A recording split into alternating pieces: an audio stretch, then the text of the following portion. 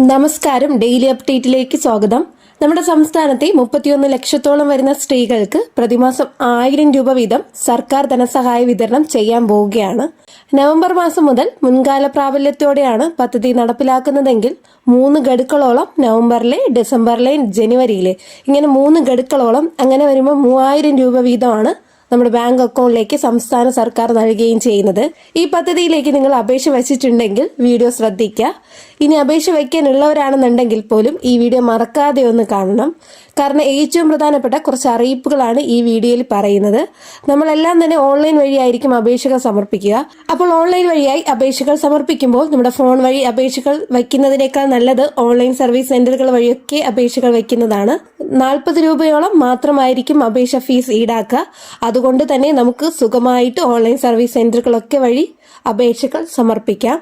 Common service സെന്ററിലും Akshaya കേന്ദ്രങ്ങളിലും ജനസേവന മറ്റു പൊതു ഓൺലൈൻ കേന്ദ്രങ്ങളിലും എല്ലാം തന്നെ ഇത്തരത്തിൽ സംവിധാനങ്ങൾ ക്രമീകരിച്ചിട്ടുണ്ട്.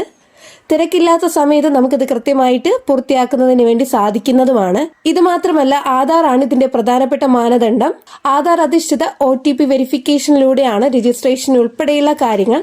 അതുകൊണ്ട് തന്നെ ആധാറുമായിട്ട് ലിങ്ക് ചെയ്തിരിക്കുന്ന ഫോൺ ഉൾപ്പെടെയുള്ള കാര്യങ്ങൾ അത് ആക്റ്റീവാക്കി വെക്കുന്നതിന് വേണ്ടി പ്രത്യേകം ശ്രദ്ധിക്കുക. ഇനി അതല്ല എങ്കിൽ ആധാർ അപ്ഡേഷൻ ചെയ്ത് എത്രയും വേഗത്തിൽ തന്നെ അത് റെഡിയാക്കി വെക്കാനായിട്ട് ശ്രദ്ധിക്കേണ്ടതാണ്.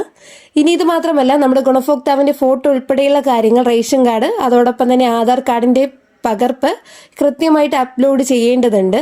സാക്ഷ്യപത്രം ഉൾപ്പെടെയുള്ള കാര്യങ്ങളുമുണ്ട്. അത് ഓൺലൈൻ വഴി ഡൗൺലോഡ് ചെയ്ത്, അതായത് ഇതൊക്കെ ഡൗൺലോഡ് ചെയ്ത് നമുക്ക് ലഭിക്കണമെങ്കിൽ അടുത്തുള്ള ഓൺലൈൻ സർവീസ് സെന്ററുകൾ തന്നെ പോയാൽ മതിയാകും. അവിടെ നിന്ന് ലഭിക്കുന്ന ഫോം വായിച്ച് മനസ്സിലാക്കി കൃത്യമായിട്ട് നമ്മളിത് സാക്ഷ്യപ്പെടുത്തി നൽകണം. ഒപ്പിട്ട് കൃത്യമായിട്ട് അത് പൂരിപ്പിച്ചു കൊടുക്കുകയും ചെയ്യണം.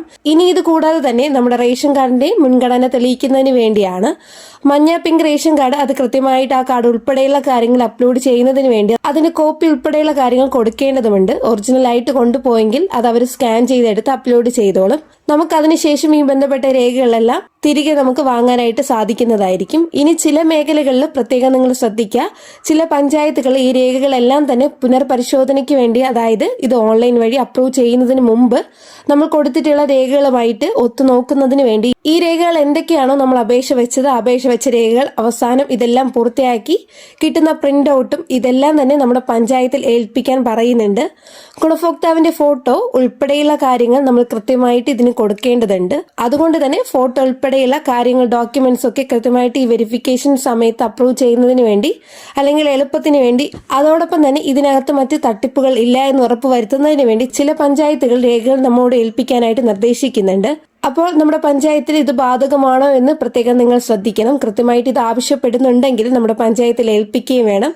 ഇത് ഏൽപ്പിക്കാത്ത പക്ഷം നമ്മുടെ വെരിഫിക്കേഷൻ പെൻഡിങ് ആവുകയും അപ്രൂവ് ചെയ്യാത്തവർക്ക് ഒന്നും തന്നെ ഈ ഒരു പെൻഷൻ ആനുകൂല്യം ലഭിക്കുന്നതല്ല.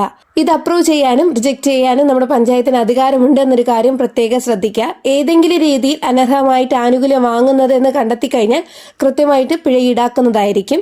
അതായത് വിധവാ പെൻഷനോ മറ്റെന്തെങ്കിലുമൊക്കെ പെൻഷൻ സഹായങ്ങൾ, അവിവാഹിത പെൻഷൻ പോലുള്ള ആനുകൂല്യങ്ങളോ സ്ത്രീ ഗുണഭോക്താക്കൾക്കും വാങ്ങാനായിട്ട് പാടില്ല എന്നാണ് ഈ ഒരു നിയമം പറയുന്നത്. അതോടൊപ്പം തന്നെ സർക്കാർ സ്ഥാപനങ്ങളിലോ സർവകലാശാലകളിലോ സ്ഥിരമോ താൽക്കാലികമോ അല്ലെങ്കിൽ കരാർ നിയമനമോ ലഭിച്ചവർക്ക് ഇതിനു വേണ്ടി അപ്ലൈ ചെയ്യാനായിട്ട് പാടില്ല. കുടുംബ പെൻഷനോ PFO വാങ്ങുന്നവരും ആകാനായിട്ട് പാടില്ല.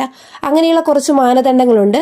സ്വകാര്യ മേഖലയിലൊക്കെ ആണെങ്കിൽ ഇതിന് തടസ്സമില്ല, ആനുകൂല്യം വാങ്ങാം. അതോടൊപ്പം തന്നെ നമ്മൾ ഈ പറഞ്ഞ പ്രായപരിധി അത് കൃത്യമായിട്ട് തെളിയിക്കുന്ന രേഖകൾ ഹാജരാക്കണം. 60 വയസ്സിന് താഴെ ആയിരിക്കണമെന്നുണ്ട്. അതുകൊണ്ട് തന്നെ നമ്മുടെ ബർത്ത് സർട്ടിഫിക്കറ്റ് അല്ലെങ്കിൽ നമ്മുടെ സ്കൂൾ സർട്ടിഫിക്കറ്റ്, ഇതുമില്ലെങ്കിൽ ഡ്രൈവിംഗ് ലൈസൻസ്, പാസ്പോർട്ട് പോലുള്ള രേഖകൾ. ഇനി ഇത്തരം രേഖകൾ ഒന്നും തന്നെ നമ്മുടെ കൈവശമില്ല എന്നുണ്ടെങ്കിൽ മാത്രം നമ്മുടെ അടുത്തുള്ള ഹെൽത്ത് സെന്റർ വഴി, പ്രാഥമിക ആരോഗ്യ കേന്ദ്രം വഴി ഡോക്ടറുടെ മെഡിക്കൽ സാക്ഷ്യപത്രം വാങ്ങുക. അതായത് ഇന്ന പ്രായപരിധിയിൽ ഉൾപ്പെടുന്നു എന്ന് തെളിയിക്കുന്ന ഒരു സാക്ഷ്യപത്രം അത് കൃത്യമായിട്ട് സൈൻ ചെയ്ത് നൽകുകയും വേണം. ഈ ഡോക്യുമെന്റ് ഒന്നും മിസ്സാകാതിരിക്കുന്നതിന് പ്രത്യേകം ശ്രദ്ധിക്കുക. ഏതെങ്കിലും രേഖ ഇല്ലാതെ വന്നു കഴിഞ്ഞാൽ നമ്മുടെ ആപ്ലിക്കേഷൻ റിജക്റ്റ് ആവും. അതുകൊണ്ട് തന്നെ എല്ലാവരും ഈ കാര്യങ്ങൾ ശ്രദ്ധിക്കുക. ഫോണിൽ അപ്പോൾ വരുന്ന മെസ്സേജുകൾ കൃത്യമായിട്ട് നിരീക്ഷിക്കുകയും വേണം. കാരണം അറിയിപ്പുകൾ, സർക്കാർ മെസ്സേജുകളൊക്കെ ആയിട്ടായിരിക്കും നൽകുക. ഇനി അപേക്ഷ വയ്ക്കാനുള്ളവർ എത്രയും വേഗം ആപ്ലിക്കേഷൻ സബ്മിറ്റ് ചെയ്യുക. ഇതിന്റെ വിതരണം ഉൾപ്പെടെയുള്ള കാര്യങ്ങൾ ഈ ജനുവരി മാസം തന്നെ ആരംഭിക്കുകയാണ്. വളരെ പ്രധാനപ്പെട്ട ഒരു ഇൻഫർമേഷൻസ് ആണ് ഈ വീഡിയോയിലൂടെ ഷെയർ ചെയ്തിട്ടുള്ളത്. വീഡിയോ നിങ്ങൾക്ക് ഉപകാരപ്രദമായ ചാനൽ സബ്സ്ക്രൈബ് ചെയ്യാനും തൊട്ടടുത്ത് കാണുന്ന ബെല്ലൈക്കൺ അമർത്തി ഓൾ കൊടുക്കാനും മറക്കരുത്. കൂടാതെ ഈ ഒരു ഇൻഫർമേഷൻ നിങ്ങളുടെ ഫ്രണ്ട്സിലും റിലേറ്റീവ്സിനും കൂടെ ഷെയർ ചെയ്ത് കൊടുക്കുക. അവർക്കും ഇത് ഉപകാരപ്പെടും.